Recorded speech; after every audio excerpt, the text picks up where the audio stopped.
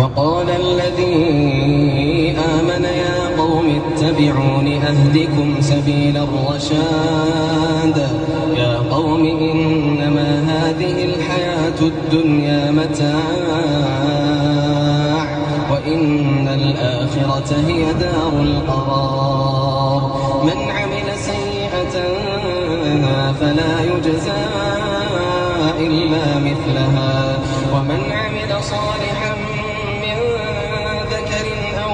أنثى وهو مؤمن فأولئك يدخلون الجنة يرزقون فيها بغير حساب ويا قوم ما لي